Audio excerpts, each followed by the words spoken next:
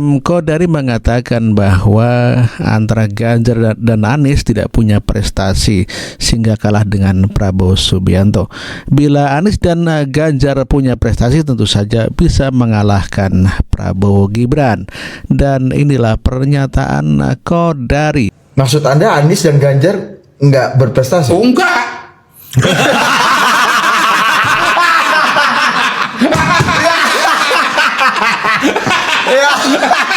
Astagfirullahaladzim. Penting banget ini. Jadi saya luruskan, sebetulnya kata kuncinya itu bukan Anda kontra atau oposisi terhadap petahana, bukan. Tapi apakah Anda berprestasi atau tidak? Itu. Nah, berprestasi atau tidak? Maksud Anda Anies dan Ganjar nggak berprestasi? Oh, enggak.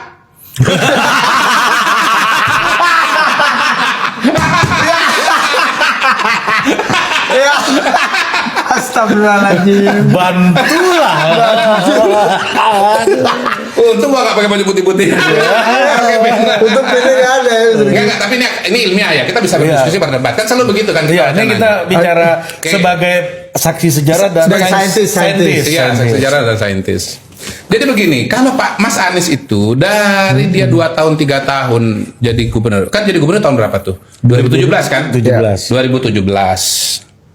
Itu mungkin tahun kedua, tahun ketiga, berarti tahun berapa? 2020 ya. 2020, 2019, 2020 deh. Sudah mengatakan Mas Anies itu nggak akan menang. Maju sih iya, tapi kalau menang enggak. Karena? Sederhana aja. Karena surveinya itu 2 tahun 3 tahun itu nggak pernah dia nomor 1 sebagai calon presiden.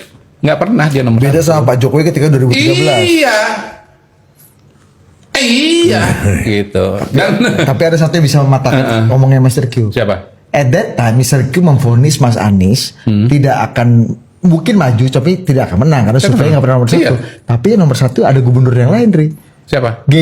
Ganjar Pranowo. Oh, salah. Waktu itu nomor 1. 2020 Ganjar dong. Gini loh, nomor 1.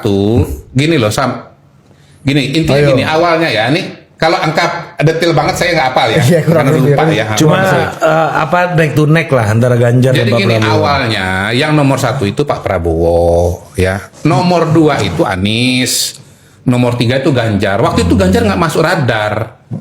Ganjar itu baru masuk radar ketika ada COVID.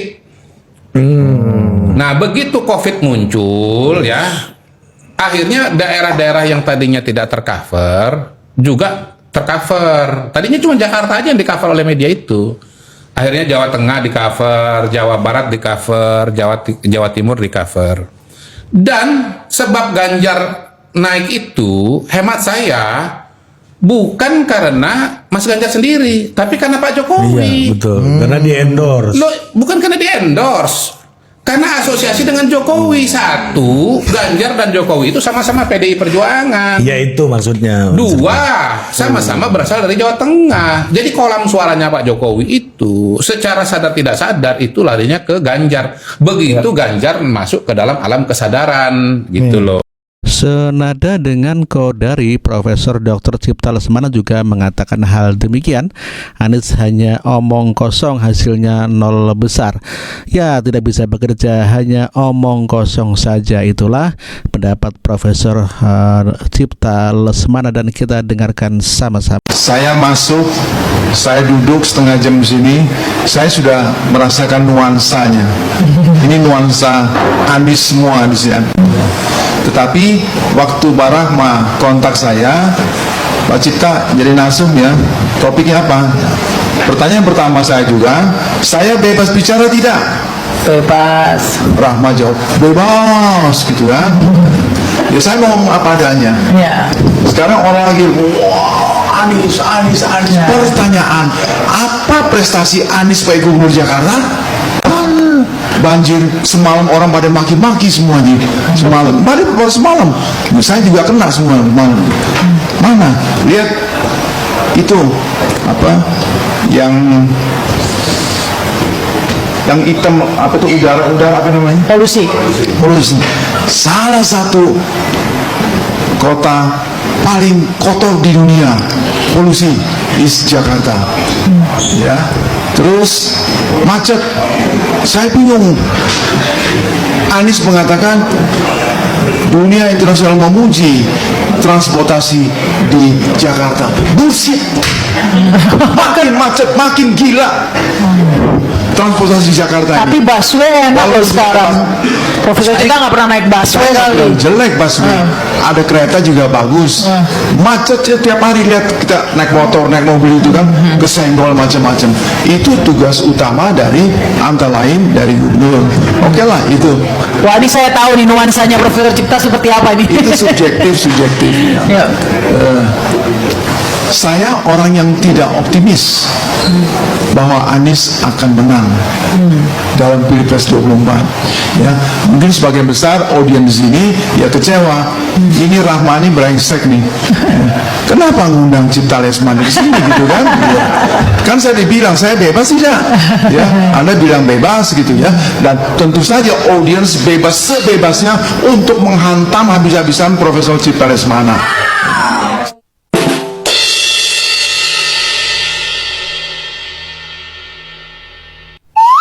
Heran dengan Anies Baswedan yang tidak pernah sinkron antara yang diucapkan dengan kenyataan yang terjadi di lapangan. Pendukungnya selalu berkoar-koar mengatakan bahwa Anies adalah sosok yang peduli rakyat. Kenyataannya selama 5 tahun di Jakarta ia hanya berhasil membangun 1 puskesmas saja.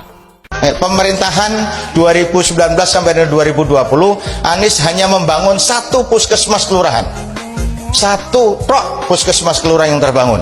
5 tahun loh. Statusnya apa? Nggak mencapai target, jauh dari target. Orang bangun 5 tahun masa nggak bisa bangun 1. Bukannya membangun pelayanan kesehatan masyarakat, Anies malah sibuk melakukan hal yang tidak penting. Salah satunya mengubah nama rumah sakit menjadi rumah sehat, sungguh hal yang sia-sia dan tidak berguna. Anies ini sampai detik ini nggak ada hasil karyanya. Ngurus gubernur DKI aja gagal kok. Masa 5 tahun berkuasa hanya dapat 1 puskesmas? Yang benar aja. Yang ada adalah kelebihan bayar. Jadi Anies ini boneka. Nanti kalau jadi juga nih boneka, ya bonekanya orang partai lah. Bonekanya cukong-cukong. Nah, ini hati-hati. Anies itu nggak bisa maaf ngomong ya, makanya saya nggak pernah singgung-singgung Anies. Ya kita lihat dari DKI aja nggak ada yang berhasil. Ini pasti kalau dia gagal, nih Anies nih, sebenarnya taruh-taruhan, pasti nyalonin ke gubernur lagi tuh. Maaf ngomong ya. Makanya orang-orang yang nggak suka Pak Jokowi ngumpul ke Anies semua sekarang. Termasuk aliran-aliran yang miring-miring itu. Ikut Anies.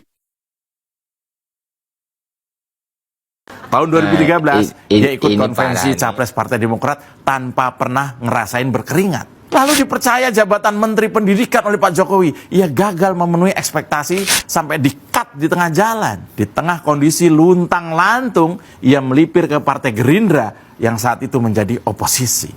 Dari tangan asuhan Pak Prabowo, ia nyebrang menjadi Capres Nasdem tanpa pernah menyumbang tenaga untuk membesarkan partai. 4 tahun jadi gubernur DKI, mayoritas warga Jakarta tak tahu prestasi Anies. Saya sebagai warga DKI termasuk yang nggak tahu juga apa sih prestasinya. Warga DKI Jakarta memang mengalami nasib yang kurang baik di masa pemerintahan Anies Baswedan ini. Mas mantan kelimpungan. Data guru fiktif Anies dibongkar Menku Sri Mulyani, selamatkan 23 triliun rupiah. Yang kayak begini kok mau jadi presiden? Ditulis oleh tim redaksi jurnal, dikutip dari berbagai sumber. Dilansir dari Kata Logika, mantan Mendikbud Anies Baswedan beri data fiktif jumlah penerima tunjangan profesi guru atau TGP. Namun diselamatkan Menteri Keuangan Sri Mulyani. Pada 2016, pemerintah memberi apresiasi pada guru yang bersertifikat dan memenuhi syarat sebesar 1 kali gaji setiap bulan melalui TPG. Data jumlah penerima TPG diberikan Anies sebagai Menteri Pendidikan kepada Kementerian Keuangan untuk dialokasikan dana. Sumber Kata Logika menyebut, dalam perjalanan beberapa daerah protes dan melaporkan kejanggalan. Hingga akhirnya Sri Mulyani mengungkap dalam RDP Komisi 9 DPR pada 25 Agustus 2016. Ternyata kelebihan bayar menjadi senjata ampuh Anies untuk meraup keuntungan dari berbagai mega proyek maupun proyek menengah. Bagaimana tidak? Dalam 1 dekade ini saja, berdasarkan temuan BPK maupun Kementerian Keuangan, mengungkap bahwa Anies Baswedan entah menjadi Mendikbud maupun menjadi Gubernur DKI selalu menghambur-hamburkan anggaran lewat dalih kelebihan bayarnya. Bahkan kasus kelebihan bayar melalui TGP, faktanya justru diungkap oleh Kementerian Keuangan bukan Kemendikbud. Jika disebut Anies minta Kemenku hentikan kelebihan bayar, jelas omong kosong. Terlebih tidak butuh lama bagi seorang Sri Mulyani untuk mengetahui postur anggaran dalam APBN, baik dari sisi penerimaan dan pengeluaran. Faktanya data penerima TPG tidak sesuai, apalagi saat divalidasi antara provinsi satu dan yang lainnya. Dari sinilah data fiktif Anies terungkap. Hingga kelebihan 23,3 triliun rupiah, sebuah angka yang fantastis. Kalau nilai segitu mah bukan lagi modus kelebihan bayar dong, tapi memang praktik korupsi. Mana ada kasus markup anggaran kok sampai puluhan triliun. Itu mah cuman dalih Anies biar bisa nilep duit rakyat, biar dipakai bancakan korupsi. Untung saja ada Bu Sri Mulyani yang siap sigap menghalau rencana busuk sang drama parodi Anies Baswedan. Terlebih ulah Anies ini jadi perbincangan di kalangan menteri dan anggota DPR. Alhasil Anies dipecat dengan meninggalkan catatan yang buruk. Wah, sungguh terlalu bukan? Anggaran APBN diboroskan dan dihambur-hamburkan, tujuannya untuk apa coba? Mengapa istilah kelebihan bayar jadi populer di eranya? Dan paling anehnya, yang dapat mengendus ini adalah Badan Pemeriksa Keuangan. Kenapa bukan KPK alias Komisi Pemberantasan Korupsi? Sengeri itukah nama Anies Baswedan di kalangan KPK sehingga tidak tersentuh? Bahkan gedeknya lagi, kadal gurun para pendukung setia Anies masih saja mau dibodoh-bodohi Anies. Hingga nalar separuhnya, tak mampu membedakan kalau Anies itu lebih mirip penjahat yang munafik, yakni santun tapi licik. Tapi masa bodoh lah dengan buzzer-buzzer Anies yang terlanjur bego itu, yang sering lupa daratan kalau membela junjungannya. Lagian apa gunanya membela orang yang jelas-jelas bermasalah? Toh dengan begini Anies memang tak layak jadi presiden. Alih-alih jadi presiden, jadi capres saja sudah banyak batu sandungannya. Apalagi kalau beneran jadi presiden. Bisa-bisa bangsa ini malah kena malapetaka. Memang lebih baik tidak perlu ada Anies di Pilpres 2024. Kalaupun ada isu Anies dijegal, peduli amat. Toh kelompok intoleran yang mendukung Anies menggunakan cara-cara kotor untuk menjaga lawan politiknya saat Pilkada DKI 2017 silam, itu terasa lebih brutal dan bengis, licik dan busuk, dengki dan penuh kebencian, dendamnya setinggi langit. Kalau misalnya Anies dijegal pun, anggap saja itu karma yang berbalik arah. Hukum tabur tuai akan tetap berlaku. Jadi, apakah Anies masih layak jadi presiden?